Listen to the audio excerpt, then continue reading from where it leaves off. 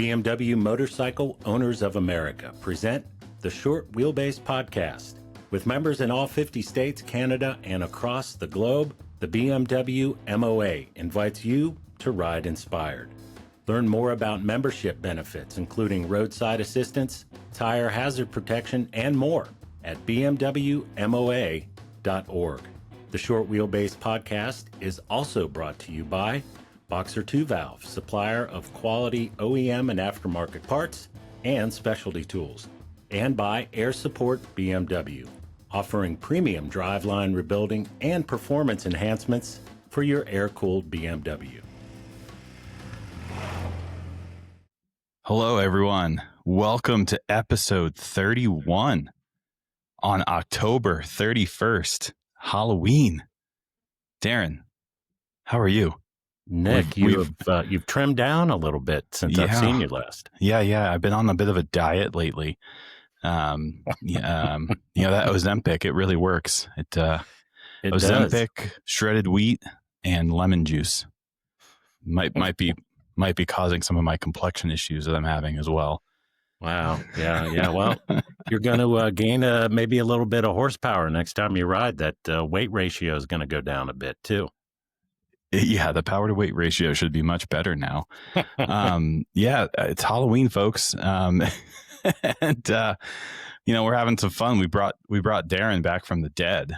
Yeah, no kidding. It seems that way, doesn't it? I think it's been since July since we've had you on the Short Wheelbase. It's been a minute. So it's been a minute. Well, folks, this has been fun. There he is.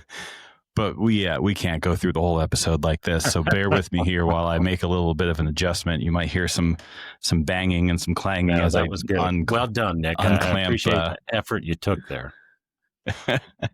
This is Steve the Skeleton, as my son calls him. He usually lives up in the. You've got a young son, so I imagine Halloween still may be a thing. Yeah. Okay. Oh, very much so. All right. I think this is probably going to be the last Halloween with a family costume. Sorry about the noise. I'm trying to put my microphone back in place here. All right, let me get the camera back where it should be. There you go. All right. You're all squared up. I think we're back where we need to be. Good. So little one, probably, last Halloween where we all dress up as the same thing. He's obsessed with Harry Potter, so that's what we're doing this year. Although I have not yet figured out which Harry Potter character I will be. So, well, enjoy it while you can. Enjoy the time with your kid like that while you can. Exactly. All right. Well, let's get into the real meat of this here. Yes. This week, like I said, we've got Darren back, obviously. So we're going to jump into a whole slew of garage updates because Darren hasn't been here to give anything recently. And I just haven't been doing them since we've been doing interviews with other folks. Yeah. So we're going to do lots of garage updates. I've got a featured bike, which is a custom 1981 R100 RT that's got the scrambler treatment, if you will. Yeah, very cool. Yeah. And we're not going to do a clip or an excerpt at the end here. We've got tons to talk about, and we've got some stuff coming in the future here from George Thomas, more around your the work you had done on your GS. On the GS. So that'll be up and coming. What I did want to give a chance though is what do we have going on the 247 audio podcast? What's the next? What's on tap? Well, so I guess it really ties in. There's a couple tie-ins here. First off, let me say I enjoyed the interview you did with William at Boxer 2 Valve on it was tariff fun to impacts. Chat with him. Yeah. That was informative, timely, and to tie in to what you all talked about a little bit later. I think it was the MZ bike that he had. We've got a couple episodes with William going back to some older antique bikes that he really likes. So we are going to do a full episode and discuss those East German two-stroke bikes. We're going to go off the 247 radar for a little bit of that. And we're also going to be discussing the R35, sort of, I guess, the father of the 247, so to speak. or at least a great great uncle in some manner. So we've got a couple episodes coming up with William. We're also going to be talking with the new owner at Boxerworks. His name is Chris Ori. He's taken over Boxerworks. He purchased it from Nathan Mendy. Nathan's still working there. So we're going to catch up with Chris and Nathan on what's going on down at Boxerworks outside of Athens, Georgia. And I'll also say in that we can announce this here. We've been working on yet another podcast. As if two aren't enough, Chris is going to be helping me produce something called the 259 Oilhead Podcast. So we're taking a page out of the format here. We've got 5 episodes finished. We're going to be releasing those probably as special editions on the 247 audio format, kind of run a test balloon on those, see what kind of response we get, see how it goes. They'll come out monthly. Chris will be the host. You'll hear me as the sort of studio voice introducing the program, doing the voiceovers to start it out. But Chris is really driving the bus on this. So we're excited to have that out. That should be sometime in November or December, just finishing up a few odds and ends on that. So that's what's coming up in podcast world. Awesome. I'm looking forward to that Oilhead one. I myself know very little about those bikes, and I would love to learn a little bit more. So awesome. Looking forward to it. Yeah. All right. Well, garage updates. Darren, I have quite the laundry list. I'm going to let you go first. You want me to start? Okay. Kind of come in on sweep there. Okay. Yeah. Garage updates. So let's pull up a few pictures. We've got some non-Airhead content that came into the garage back in May. I had this bike when we were doing the last episode in July, but it was still I was getting it all dialed in. But you'll see some pictures here of when I purchased the bike, what it looked like. This is a 1974 Harley-Davidson FLH from the Shovelhead AMF era. Yeah, I know.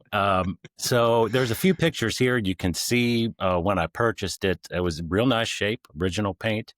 It was a one-owner bike. It had a lot of chrome and extra stuff on there that I really wasn't a fan of. But the thing I liked about this bike, I'd been searching for a shovel head of this era that wasn't ham-fisted. So one that didn't have flames on the tank, that had a chopper on it, and all that kind of stuff, been chopperized, whatever you want to call it. And no surprise, Nick, those bikes are hard to find. I bet. They're just it seemed to be a real popular format for lack of a better comparison, I guess, to like a RT of the era. They were just real people enjoyed customizing them and making them their own.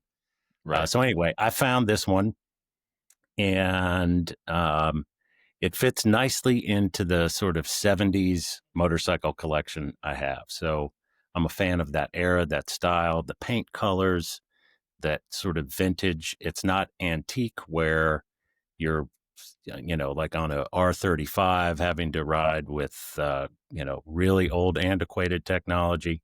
So it's still modern enough that it has disc brakes and things like that, but it's vintage enough that, it's of an era that I enjoy. So, oh gosh, what do I want to say about this thing real quickly, Nick? I can summarize it this way. This motorcycle is everything the BMW of that era isn't. So go on. Yeah. So I was thinking about it this way. So if you were to think about 1974, the FLH was the top of the line from Harley-Davidson back then. And of course, we know BMW was offering the 90S as their top of the line. What's that?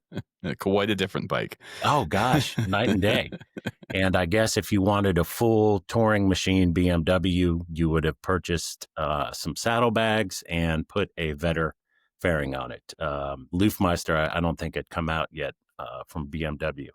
So, gosh, just think about the complete, dichotomy in just everything on these motorcycles. So like I said, the shovel head, it's everything a BMW isn't. So it handles poorly. It's got terrible suspension, questionable build quality, antiquated design, although it does have disc brakes. It's a 1200cc motor, but you're lucky to get 60 horsepower out of it on a good day. Wow. It feels like, and it does happen, parts can rattle off at any time. So you're thinking, well, why would you buy something like this? Well, it's fun. Like I said, it's a unique style, and I enjoy learning about. I enjoy learning about these motors and bikes of this era. And like I say, it kind of fits neatly into this sort of 70s collection I'm building. The last thing I'll say about it, analogy wise, Nick, I think you can appreciate this, and I think everybody listening will. This is like having a 74 Eldorado and a 74 911 in the garage. The way they sort of go through the world and everything, that's a really good analogy, I think. Right. Yeah, it's a whole different riding experience. It's a whole different, I mean, just to use the word, it's a whole different vibe, right? Yes, completely. Yeah, so go ahead. I was going to say, on one bike, you're getting on that bike and you're going and doing miles and miles and miles, and you're in relative comfort for something that was built in the 70s. And on the Harley, maybe not so much. Maybe it's more of just a buddy and I went out and did a around 140-mile ride yesterday. Nice. He rode the HD for a while. We took the green machine out. And yeah, when you get off, when you switch between the two, it's unbelievable. We'll pull up a few photos here. So you saw what the bike looked like when I purchased it. Since I got it back in May, you can see a few photos here of what it currently looks like. I took off tons of chrome, put on some new tires. It had white wall tires on it. Replaced the wheel bearings, updated the brake system, cleaned up some electronics, and as I mentioned, removed about probably 40 pounds worth of chrome bolt-on stuff. The nice thing about this, this was a one-owner bike before the seller had it. So it was the same guy owned it in upstate New York since new. The guy I bought it from rebuilt the engine. It's got dual-plugged heads, although they're not hooked up now. Transmission's rebuilt. So I've been fortunate. I've got 1,000 trouble-free miles on it since purchase. Nice. So I think I'm doing pretty good. You've been using it. I love that. Yeah, I think I'm doing good. I will say every time I'm out on this happened with my old R80 as well, but more so with the conversion. When I'm at gas stations and I'm filling up the bikes, it's always the Harley guys that come over and compliment the Airheads. They ask the best questions, so I'm going to sit here and I'm going to poke fun at it, right? Because that's just who I am. But I got to give those guys a lot of credit because they're always the ones that are interested in the BMWs. They often know quite a bit about them too. And it's always fun having conversations with those guys. In fact, the most recent one I had was we did that ride for Brooke a few weeks back.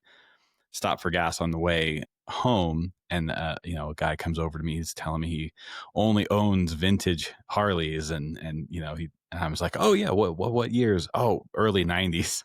Vintage. Which okay. I thought, I tried not to laugh too much, but I thought that was funny. And and he asks me, how old is yours? Oh, it's a 65, and his jaw just hits the floor.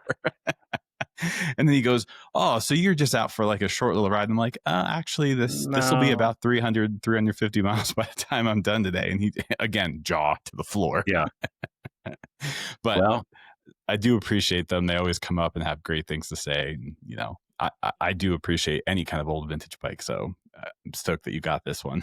Yeah, you'd get a kick out of riding it. I mean, I had to tell my buddy, Ted, who was riding it, you cannot lean into a turn on this thing. You've got the floorboards and, all that kind of stuff. So, and I will say, where I live, this part of the world, rural Arkansas, this bike tends to fit in a little bit better. Not that's either here nor there, but when I'm riding around on the Airheads, nobody pays attention to them. Here, you get on this bike, oh man, what year is that? Oh, all kinds of questions and comments about it. So, I've had to tell a few people, hey, look, I'm not joining your riding club. Sorry, buddy. Not interested. That's just the way it is. Yeah, Yeah, we you're just a get lone together and wolf, Darren. ride every second. Can you imagine riding at 20 deep with a group of Harley guys? Lord have mercy. Yeah, I struggle with 5 or 6 deep on the I know. conversion with the way those brakes are. I know. Anyway, so yeah, there you have it. So Cool. some before and after pictures on the bike. It's fun. I'm really enjoying it. I'm not recommending anybody buy one by any stretch of the imagination, but I'm enjoying it. So and in the end, that's all that matters, right? Yeah, that's the most important thing. Yep. So is there anything going on with the Airheads or you Yeah, just there is. focused on So okay. I think I got a photo here, kind of a family photo. You can see the RS in the foreground that has woken up after a long sort of summer and early fall hibernation. Got that back and ready to rock and roll for the fall, winter, and early spring riding. The two S bikes are gone into hibernation for the winter. Everybody does this differently. For me, what I like to do for hibernation off season, drain the tanks, take the petcocks off. Inevitably, there's some tank liner collecting on the screens that I have to get out of there. So let the tank get the gas out of the tank, drain the carbs, put the engine on TDC, squirt a little oil fog in the cylinders, rotate it around, do the same thing on the other side, clean it, disconnect the battery, charge it every once in a while, and come spring, it's ready to go. That's kind of what I did with the RS back in May. So it woke up from the hibernation really nicely. Nice. One of the carburetors was the float needle was sticking a little bit when I first fired it up, but it's ready to go. So into hibernation, out of hibernation, got to replace some seals we had talked about before on the green machine. I got a tack seal to replace and a clutch push rod seal. So I'll be digging into that. Not a whole lot of projects there. And in that photo too, you might also see an oil head. My buddy's 1100 GS. He's left that with me for the winter, so I'm going to replace the fork seals and you need some brake work done on it. So I'm just a nice guy, is what I'm saying, Nick. I told him, bring the bike here. I'll do it for you. Actually, that reminds me, and I remembered seeing this on ADV Rider in the last couple of months. Speaking of being a nice guy, you were a really nice guy and welcomed a traveler in to fix their bike recently. And I don't think we've gotten to talk about that. Yeah, that was a lot of fun. Can you fill us in a little bit on that? Yeah. So the short story on that is this guy put up on Adventure Rider. His name was Philippe. He's from France, and he put up a post on ADV. He was looking for a garage near Memphis, Tennessee. So I sent him a note and said, hey, I'm 3 hours west of Memphis, but I can help you out. He showed up on a 91 GS that he had been traveling on well over a year, maybe a year and a half. I think he started way down in Argentina, shipped the bike from France to Argentina, and been riding since then.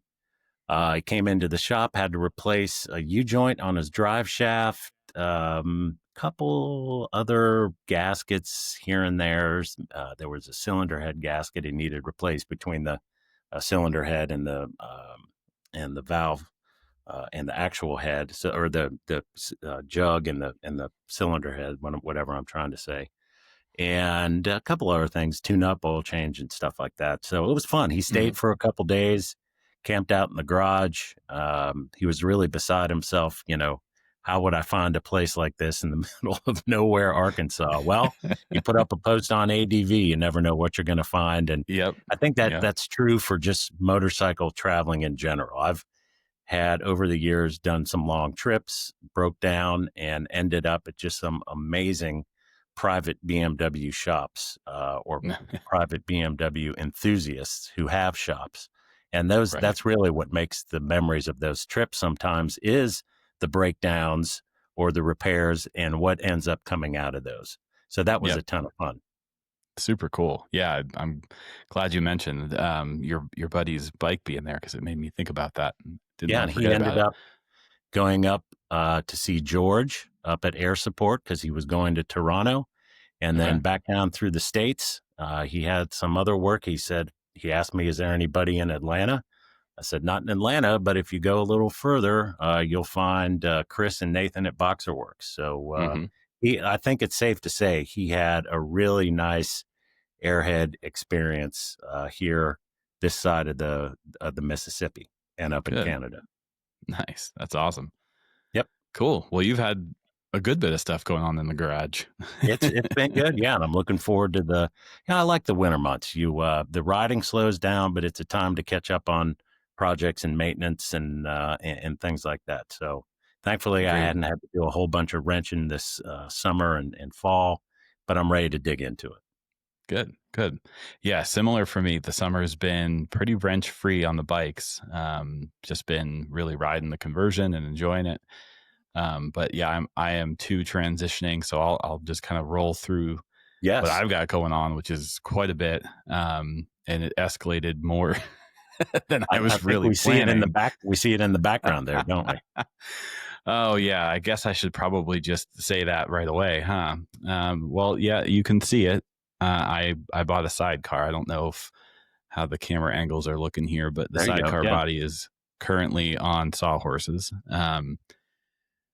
So yeah, let's talk about the sidecar. Yeah, this was just last week. I've been kind of looking for a sidecar for quite a few years now, especially now that I've got a son who's been asking for one for 2 or 3 years. Oh, okay. He saw one at a bike show and of course needed to have one. So I've been looking. I mean, these things are, for what they are so expensive. I have not been able to find anything in the past couple of years worth buying that was like even remotely close to like $1,000-ish. Everything's $2,000-$3,000 just for the sidecar. We're not even talking about the bike to connect it to. And so just last week, I'm cruising Facebook Marketplace like I'm known to do, and I see a listing for what just says California sidecar. Couple of pictures. Right away I spot there's a /2 wheel or maybe a /5 wheel on it, and in the description it says that they removed it from an R100. So I'm like, all right, we're talking all the right language here. This has already been on a BMW, so it's one step in the right direction. The wheel should match pretty well. And so he's asking $500 for it, and I'm like, well, I just got to buy this thing. There's just no way around it. What a price. Great price. Yeah. So I reach out immediately, tell him, hey, I'm your guy. I'll buy this. Let me, figure out logistics. Of course, these things always happen at the best times, right? And as I'm, literally telling this guy that I'll buy the sidecar, I'm realizing my flatbed trailer is broken and cannot be used right now. My tow vehicle, even if I could fix my trailer quickly, is out of town with my wife because she was out on a ladies trip, and I can't stuff this rusty old sidecar in the back of our brand new Mazda. She'll kill me. So I'm kind of scrambling around. So I throw out the Airhead, Denver Airhead flare or bat signal, whatever you want to call it, and thankfully, my buddy Chris, who you probably remember from the Ben Malloy Flying Ride episode, he's the one who sold the RS to Ben. Right. Yep. He's like, hey, you can just take my truck. Perfect. So grab his truck, drive 2 hours one way, meet up with this guy, pull up. He's got just dirt bikes and enduro bikes from the 70s and early 80s just scattered everywhere in his front yard. I'm like, this is my kind of guy. So get in there, load this thing up, and this guy, his name was Josh. He would have talked to me all day. He would have taken me around his whole shop. Apparently he runs a vintage bike shop out of his house there. Unfortunately, I had to get out of there because I was on a pretty tight timeline, but he's actually the first person that I've bought something off of Facebook Marketplace from, who then sent me a friend request immediately after. Yeah, wow. That is I was like, yeah, I'm going to accept that one, and I'm going to keep up with what Josh has going on down there with all his bikes and all his projects. There was an old mid-70s Volvo, and I mean, I could have spent all day there with my love of old. Good. Old so maybe stuff. you made a new friend, or at least somebody you can lean on for some stuff down the road. Yeah, I think so. So like I said, this just happened last week. This was kind of unplanned. You know, I think right now what I'm leaning towards is it's going to go on the conversion bike for a little while. Mostly because the /2 frame already has all of the sidecar. I was going to say, it's there, it's ready. Yeah. Everything's there. I think I have to buy I don't know what the right term is, but I think it's like a claw mount that grabs onto the ball mount on the back of the /2. But all of the other connections that are already on the sidecar should work as is. But first I'm gonna, like you can see, I pulled the body of it off, and it's sitting on sawhorses. I'm gonna go through the frame, and there's a swing arm with a shock on this sidecar. So I'm gonna pull that all apart, make sure it's all good, all the bearings are good. I'm gonna check up on the wheel bearings and all that, put a fresh tire on it, make sure it's safe, right? Because I don't want to put my kid in this thing and have it break. So that's the general plan. For those who know anything about these sidecars, you might think it's a California sidecar, which is what it was listed as. I did a little bit of quick research online, and it turns out that it's actually hold on, let me pull my notes so I don't say this wrong. Okay. It's a Spirit of America sidecar. That was the brand, and it's their Eagle. It's their Eagle model. California Sidecar actually bought out that company in 1974 and kept producing this sidecar. They made a few changes to it. The most noticeable change is that the Spirit of America version of it has the fender built into the mold. And when California took over, they started molding the fender separate and then bolting that on. So that's kind of the dead giveaway for which one it is. No idea what year it is or anything else, but that's what I've been able to figure out so far. So that's the sidecar update. It looks like it's era correct. Let me ask you, have you ever driven a sidecar rig? No, everyone I've told so far asked the same question. And I just tell them, nope, this is going to be a experience. Well, I mean, either you're going to love it or you're going to try to get it off there as quickly as possible. I don't know that there's two ways or anything in between there. That's what everyone's told me so far. Yeah. So yeah, I'm not going to really make any changes to the conversion to support the side. I'm not going to put sidecar tires on the side on the bike or anything. Because even if I'm mostly just going to use this to putter around the neighborhood this winter, maybe in the spring, and show my kid what this is like and see how he likes it. If we decide to be sidecar people, we'll cross that bridge later in the year. But for now, we're just going to test this out and see what happens. Fair enough. And hey, you got an easy buy-in price there too, so that makes a lot of sense. Exactly. Okay, well, moving right along, like I said, I've got a lot to talk about. The old box of bike R90/6, the 76 R90/6 that I've been talking about since probably the beginning of the podcast. It is finally up on my lift. I spent a weekend going through all the boxes, organizing parts, figuring out what's missing, what I have. I think I have most everything I need to build the bike. There's a few parts that I'm sure I'm not even thinking about when I'm just looking through a pile, and I'll figure that out as I go. But all the big stuff is there. A couple of things that I know I'm going to need to replace because I have them, but they're in poor condition. The front brake caliper looks awful. It's all rusted.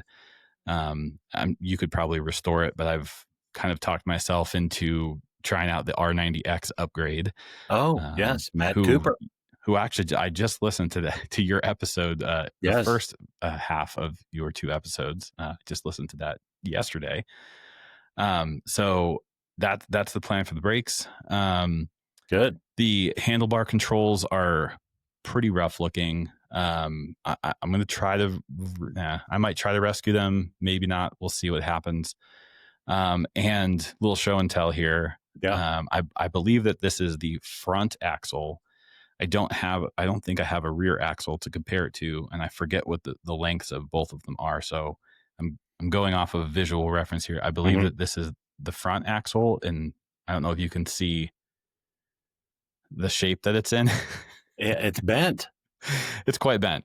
Gosh, that took some effort some way. So I have no history on this bike. this was a project that someone else bought as a project and then sold to me as a project. So the history of what happened is unknown at this point.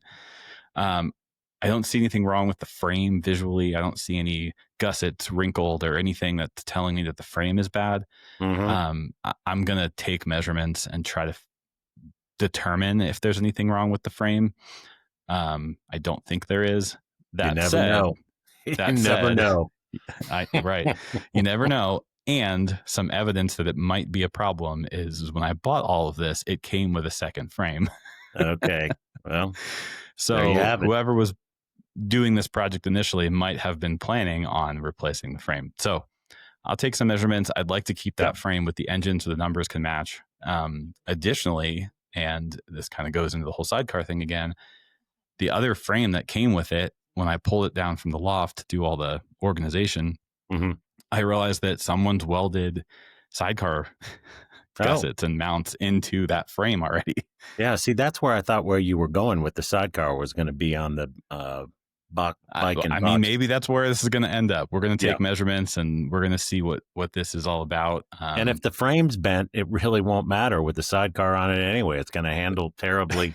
So I'll just have to dial that into the adjustments. Yeah, on the exactly. sidecar. Yeah, no worries. So anyway, got a whole bunch of stuff going there. I think once I get these measurements taken and I can determine if the frame is bent or not. If it's not bent, I'm just going to get going on building a roller. I have already ordered up rims, spokes, and nipples. I'm going to try my hand at building wheels. I've never done this before. Good, yeah. A couple of people have peer pressured me into trying it. So here we go. I guess we'll see how many curse words I need to let out before I have a wheel. So that'll be coming up next, and I'll update here on that. I also have a fork rebuild kit already for it so that I can rebuild the forks, and head bearings already sitting on the shelf. So right now I just got to get the forks off of the frame, do some measurements. If that frame is good, I'm going to wash it down real good. Probably touch up some paint in areas. It had the under tank master cylinder and it clearly leaked pretty badly at some point. So there's rust and corrosion around that top spine of the frame. So I'll take care of that. But barring any craziness, the plan here is what it's been all along. It's going to be a scrambler. My hope is to do as much of the work myself as I can and spend as little money as possible, because that's just kind of how I do things. Yeah, excellent. Yeah, that was the plan for the bike all along, and you're just slowly building up parts and getting it to where you want it. So Yep, exactly. And last update, and this isn't really my garage, but this is kind of something that's going on out here in Colorado, and I wanted to talk a little bit about. You might remember, I guess this was maybe a year and a half, almost 2 years ago now, Brooke Reams had built that R80 ST. I recall. Auction. He auctioned the bike off as a fundraiser for the Motorcycle Relief Project. And as we all know, Brooke has passed recently. He was actually just starting out another one of these builds. It was a /5, wasn't it? Yep, an R75/5. Brandon Reams, his son, was going to help him a bunch with this one because his health was already starting to decline. And so Brandon kind of started that before Brooke had passed. And, a couple months ahead, obviously, now we're looking at it and we're still going to build this bike. But Brandon has decided that we're going to do this as a group project here in the Front Range, Colorado area. Oh, yeah. Good idea. And we're going to build this bike. It was, like I said, it was an R75/5. It was donated to the MRP for this purpose. So we're going to do as close to a, I don't want to say showroom. I don't want to overpromise, but it's going to be as close to an original restoration as we can get. All the folks here in Denver are kind of pitching in. Matt down at EME is now kind of hosting the bike is there.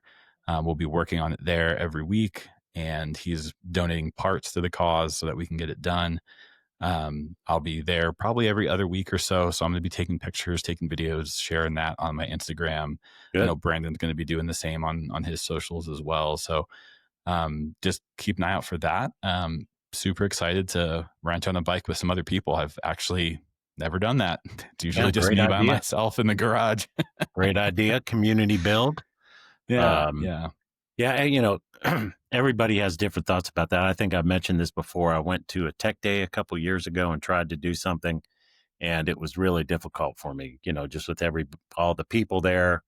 I'm just so used to being so isolated and by myself. When I work on a motorcycle, put me in an environment with 12 other people, and I was difficult. I was messing I bet. stuff up. But in this scenario, it makes a lot of sense, I think, and it wouldn't be that difficult. So yes, I'm looking forward to seeing the progress on this. And I had an idea to do that with the one of the R100S bikes a while back. Right. I Sort of remember. kind Yeah. of do a community build on it, send parts off to different uh, independent mechanics and have everything worked up. And then I was going to assemble it, but as we all know, I ended up selling the bike. So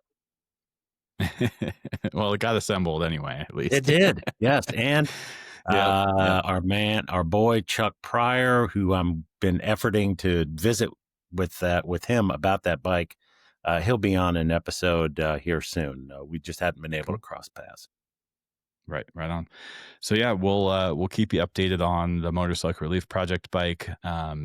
2 weeks ago, we spent that work night kind of going through the bike. I mean, Brandon had already disassembled everything, but we had to organize everything. We built bins of stuff that's going off to powder coat, stuff that's going Mm-hmm. off to the blaster to get cleaned up. Our local Airhead air marshal, Dick Pasha, and he came over and disassembled the headlight bucket the one day on his own when he had some free time, so that way he wasn't working on that with everybody kind of over top of him. Yes, And good then idea. actually the next work night is tonight. Actually, I don't know what we're doing tonight, but we will figure that out when I get there, I guess. I'd want to, if I were there, Nick, I think my role, I'd want to be in charge of beer or something like that. I think that'd be good for me. That's a full-time job. I'll tell you. Right on. Well, again, we'll keep you up to date on that. Yep. And we'll kind of wrap that. That's the last of my garage updates. We'll jump into the featured bike of the week. The Misfit bike. It's a Misfit bike for sure. This one actually came to me this was 2 weeks ago. Mm-hmm. And kind of fun that it came how it did. I had seen this bike show up on Instagram. It showed up at a bike show somewhere. I don't really actually know what bike show it was that it was being photographed at, but it popped up on Instagram. I saw it a whole bunch. People were reposting it. It was getting a lot of attention. And literally just like a day or two later, I just get a message in my Instagram inbox from the guy who built it. And he's like, hey, I want to share my bike with you for Follower Friday. And I was like, hey, I've been drooling over this bike for the last couple of days. Thanks for reaching out. How about that? Okay, yeah. Yeah. So this comes from user, and sorry, I'm probably going to butcher your name here, Mafimoto or Mayfimoto. I'm not sure which way you pronounce that. Close enough. More importantly, his first name is also Nick, so I'll just refer to him as Nick throughout this. Yep. Nick built this 1981 R100 RT, and it started its life as an abandoned project, and it hadn't seen the road since 2008 at the point in which he bought it. Not really sure what state it was in, but fair to say it was in bad shape when he picked it up. Probably so. And over the past year, he's completely stripped it down, rebuilt everything, and kind of reimagined it a little bit. So you'll see in these photos, he's built a custom subframe. He's built aluminum fenders. He's running some knobby tires. He handmade a custom stainless 2-into-1 exhaust. Yep. And he also has let me see here, a one-off olive goat skin seat. I don't know what goat skin feels like, but I got to imagine it's soft. Yeah. And these are the items I think are really cool about this bike.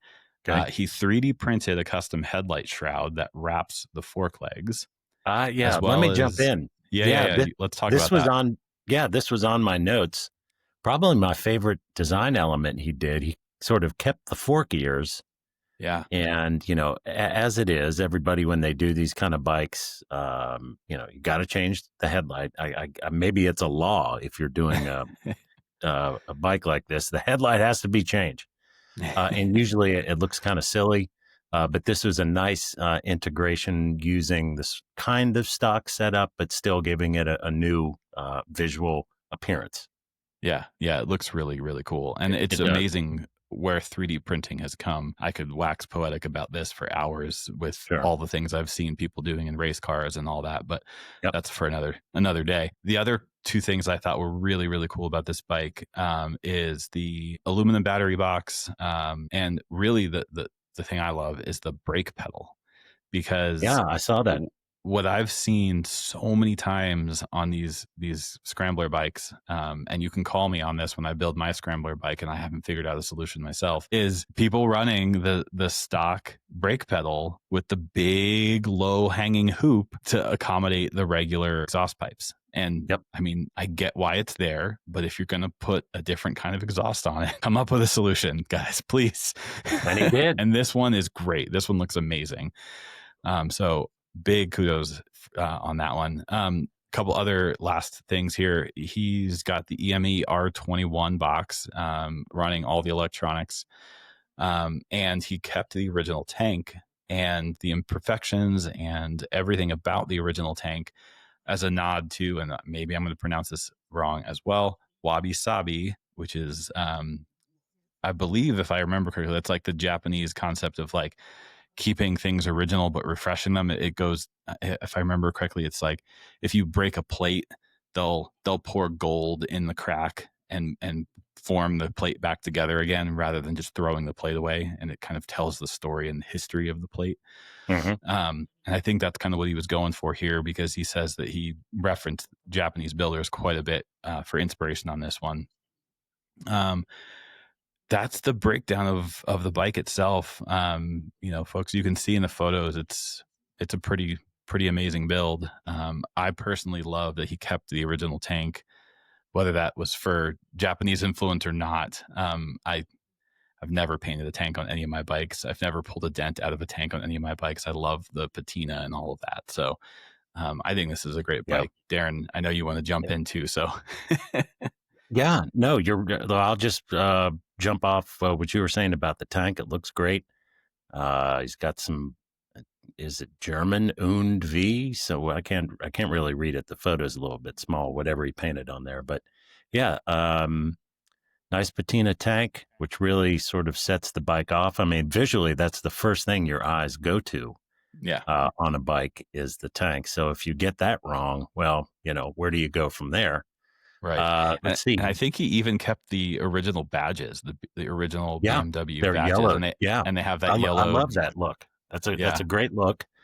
Let's see. He's got a handlebar master cylinder. So good work there. That's probably going to improve his braking marginally. Right. I mean, it's still a BMW brake. Yeah, exactly. But yeah, and the enduro bars. So those look good on there. It looks like he still might use the stock clamps. So again, swapping it out with the headlight, exchanging the front brake master cylinder, but then keeping the bracketry and clamps for the handlebars. That's a nice, clean look. It's modified, but not overly modified. Right.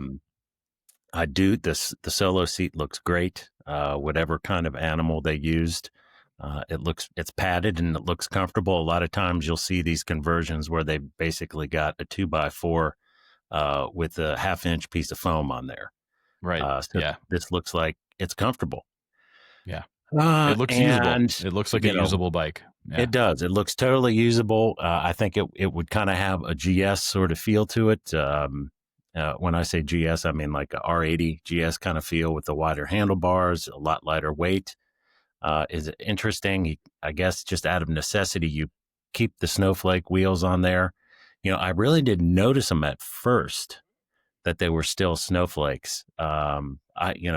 And it's probably a lot more trouble to get spokes. I would prefer on a bike like this, but you work with what you got. Snowflakes. I think it's pretty hard to even find a path to getting spokes on a mid-80s or early 80s bike at this point. That's tough. Exactly right. So overall, I thought he did a great job. My only sort of complaint thing I don't care for is that little tail light on the back. But that's neither here nor there. I think everything else was really tastefully done. And you've got to put a tail light on there. I just don't care for that style, but everything else I thought he did really good. And yeah, so you mentioned, he mentioned, he had some inspiration from Japanese builders, and naturally the one person I think of when I think of a Japanese builder of this style is 46 Works, Shiro Nakayama, Nakajima, however, I can't remember the pronunciation. I'm betting he watched some 46 Works videos and got some inspiration. Yeah, probably. Yep. I even think just like looking at the colors of it, right? Because at least in what I've seen with 46 Works, everything's very aluminum and metallic looking, not a lot of bright colors. And, this bike definitely follows in those footsteps. So awesome. Great job. Yeah, really, really good bike. Really great work. Thumbs up all around from me for sure. Folks, if you've got a bike you want to have featured, both on the Instagram account and here, reach out, jump into the comments, find me on Instagram. If you've got a survivor bike, Darren's always looking for those kind of bikes, to feature on his website. So reach out to him with those or me, and I'll just put you in touch with him. Easy enough. Either way, we'll get in touch. That's the important thing. So reach out if you've got bikes. Additionally, if you've got a bike that maybe you want to tell a bigger story about, something that maybe we can bring you onto this show and interview you, maybe there's a bigger background to the bike that you want to share. Maybe it's a family bike that's been around forever. You name it, reach out to me. I'm always looking for people to bring on the show, to interview, to talk with. Just reach out and we'll see what we can do. Darren, I think that's all we have for today. Is there anything else you want to kind of close with here? No, I don't think I have anything else to add. I'm glad to be back and visit with you and catch up. Keep an eye out for what we've got going on the 247 audio podcast. Again, I'll just mention we've got the 259 Oilhead podcast. I guess I'm calling it a pilot series. Okay. That will be out later this year, hopefully before the first of the year, as we get a few things, just little loose ends tied up on that. That should be fun. And as always, we enjoy seeing everybody here on the BMW MOA YouTube channel. It's been great as always, Nick. Same. It's weird actually having someone to talk to about bikes and not just do like the old, not the old, but the other interview format. It's interesting to kind of switch gears and feel like I'm losing my voice a little bit from talking so much. All right, folks. Well, thanks again. Don't forget to like and subscribe. Jump in the comments if you've got anything. If you know anything about these sidecars, I'd love to know more. That's right. So jump in there, let us know. And until next time, ride safe and have a happy Halloween. Cheers. Thanks for joining us on the Short Wheelbase Podcast, presented by the BMW Motorcycle Owners of America. To join the club, visit bmwmoa.org.